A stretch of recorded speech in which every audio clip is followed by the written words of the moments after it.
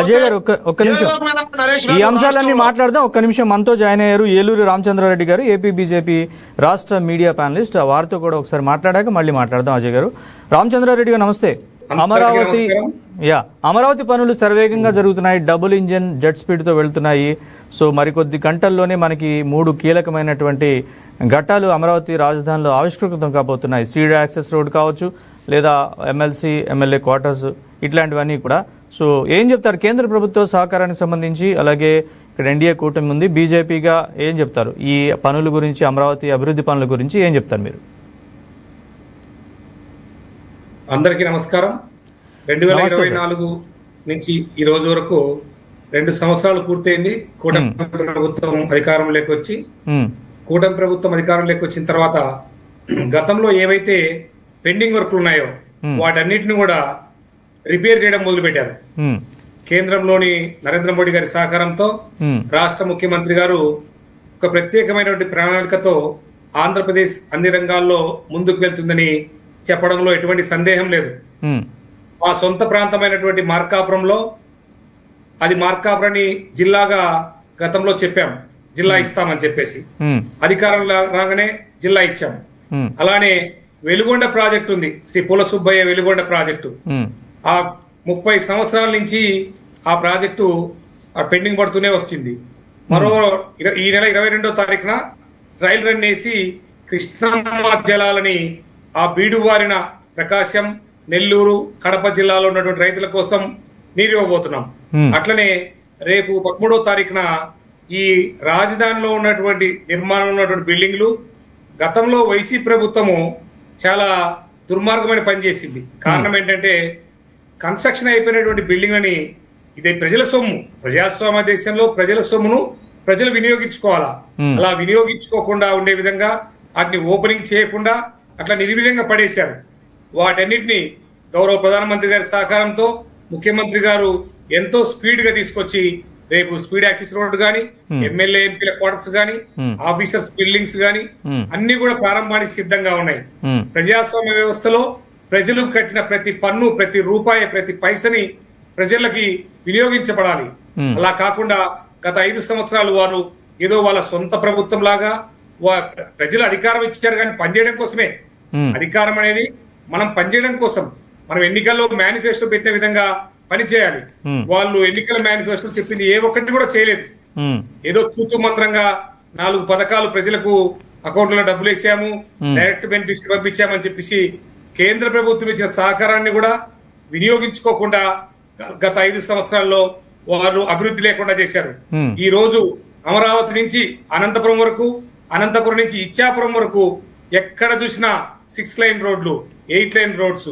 అలానే మనకి ఏవైతే ఎయిర్పోర్ట్లు, భోగారపురం ఎయిర్పోర్టే కాదు, ప్రతి జిల్లాకు ఒక ఎయిర్పోర్ట్ తీసుకురాబోతున్నాం. అలానే ట్రైన్లు, ఇప్పుడు త్వరలో వందే భారత్ స్లీపర్ ట్రైన్ రాబోతుంది. అది కూడా మన రాష్ట్రానికే మొదటగా వస్తుంది. అది కూడా విశాఖపట్నం నుంచి మనకి ఏదైతే ఈ అనంతపురం వరకు ప్రయాణిస్తుంది, మా మార్కాపురం కూడానే. అట్లే సింగిల్ రైళ్లను, ఏదైతే సింగిల్ ట్రాక్ ఉన్న రోడ్లన్నింటినీ కూడా 6 లైన్ రోడ్డు 10 లైన్ రోడ్డు మార్చాము. అలానే సింగిల్ ట్రాక్ ఉన్న ట్రైన్ రోడ్లని కూడా డబుల్ ట్రాక్, వందే భారత్, త్వరలో బుల్లెట్ ట్రైన్ రాబోతుంది ఆంధ్రప్రదేశ్ కి. అంటే ఆంధ్రప్రదేశ్ లో డబుల్ ఇంజిన్ సర్కార్ బుల్లెట్ స్పీడ్ తో వెళ్తుంది. అభివృద్ధి ప్రతి ఒక్క పౌరుడికి తెలియజేస్తుంది. రైతులకు పోలవరం, మనకు ఎంతో ప్రతిష్టాత్మక ప్రాజెక్ట్ ఉంది పోలవరం. పోలవరం ని మొన్ననే మేము బీజేపీ రాష్ట్ర అధ్యక్షులు మాధవ్ గారి నాయకత్వంలో పోలవరంకి వెళ్ళాం. రాష్ట్ర కమిటీ మొత్తం పోలవరంకి వెళ్ళి అక్కడ పరిశీలించడం జరిగింది. పోలవరం కూడా మరో సంవత్సరంలో 2027కి పోలవరాన్ని గౌరవ ముఖ్యమంత్రి గారు, ప్రధానమంత్రి గారు ఇద్దరు కూడా జాతికి అంకితం చేయబోతున్నారు.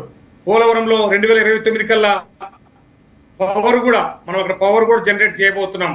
అంటే అన్ని రంగాల్లో, ముఖ్యంగా పెట్టుబడుల రంగం వస్తే సుమారుగా ఆంధ్రప్రదేశ్ కి, ఇందాక సోదరుడు అజయ్ చెప్పినట్టుగా 14 లక్షల కోట్ల రూపాయలు ఆంధ్రప్రదేశ్ కు, అది ప్రత్యక్షంగాను పరోక్షంగాను అన్ని రంగాల ద్వారా ముఖ్యమంత్రి చంద్రబాబు నాయుడు గారు ప్రతిరోజు కేంద్రానికి వెళ్లి కేంద్ర మంత్రులు, కేంద్ర పెద్దలందరినీ కలిసి వారి ద్వారా పెండింగ్ ప్రాజెక్టులన్నింటినీ కూడా ఒక్కొక్కటిగా ముందుకెళ్తుంది.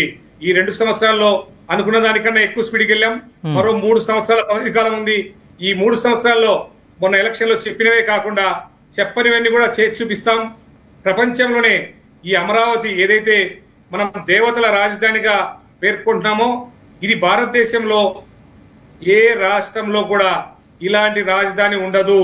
అన్ని కూడా ఒకే ప్లేస్ లో ఒక అందమైన అద్భుతమైన భవనాలు, రైల్వే స్టేషన్లు, విమానాశ్రయాలు, అన్ని ఆఫీసులు, కేంద్ర ప్రభుత్వం సంబంధించినటువంటి ఆఫీసులన్నీ ఒకే బిల్డింగ్ లో.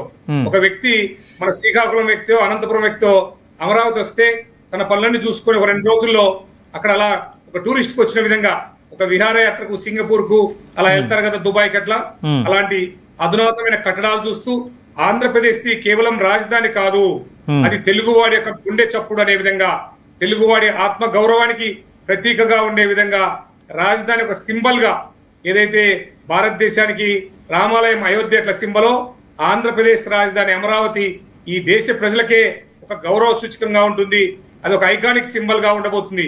అలానే ఏదైతే ఈ గోదావరి జలాలతో పోలవరం, కృష్ణమ్మ జలాలతో వెలుగొండ ప్రాజెక్టు, ఈ 2 ఇటు గ్రేటర్ రాయలసీమలో అటు కోస్తాలో ఈ 2 ప్రాజెక్టుల ద్వారా రైతులకు చాలా మేలు జరుగుతుంది.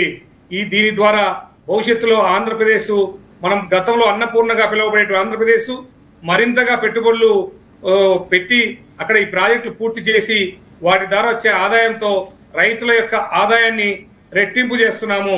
అలానే ఇథనాల్ ఫ్యాక్టరీలు చాలా ఆంధ్రప్రదేశ్ లో ఇథనాల్ ఫ్యాక్టరీలు పెట్టుకునే దానికోసం కేంద్ర ప్రభుత్వం సహకరిస్తుంది. ఇథనాల్ ఫ్యాక్టరీలు పెట్టడం వల్ల రైతులు పండించినటువంటి వరి కావచ్చు, మొక్కజొన్న కావచ్చు, మిగతా ధాన్యాలు కావచ్చు, వాటి నుంచి ఇథనాల్ తీసుకోవడం వలన ఆ ఇథనాల్ ని మన పెట్రోల్ లో మిక్స్ చేయడం వలన దాని ద్వారా రైతులకు మేలు జరుగుతుంది. అలానే పొల్యూషన్ ని అవాయిడ్ చేయొచ్చు. ఈకో ఫ్రెండ్లీ సిస్టమ్ అనేది తయారవుతుంది. కొన్ని ప్రతిపక్షాలు చేస్తూ ఇథనాల్ ద్వారా ఇంజిన్ సామర్థ్యం తగ్గిపోతుందని, ఇథనాల్ ద్వారా స్పీడ్ మైలేజ్ రాదని చెప్తున్నారు. అదంతా తప్పుడు ప్రచారం. ఎప్పుడైతే మనం 150 కోట్ల జనాభా రీచ్ కాగలుగుతున్నాం, వాళ్ళ ప్రపంచ దేశాలతో పోటీ పడాలంటే ఖచ్చితంగా భవిష్యత్తులో E20 కాదు, E50, E80 దాకా వెళ్లే విధంగా మన ఈ ఆటోమొబైల్ రంగంలో ఉన్నటువంటి ఇంజిన్స్ ను కూడా స్పీడ్ పెంచుకోవాల్సినటువంటి అవసరం ఉంది. భారతదేశంలో డబుల్ ఇంజిన్ సర్కారు ఎంతో బాగా పనిచేస్తుంది.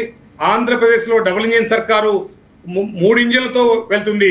భారతీయ జనతా పార్టీ, జనసేన, తెలుగుదేశం పార్టీ ఈ ట్రిపుల్ ఇంజిన్ తో చాలా స్పీడ్ గా వెళ్తుంది.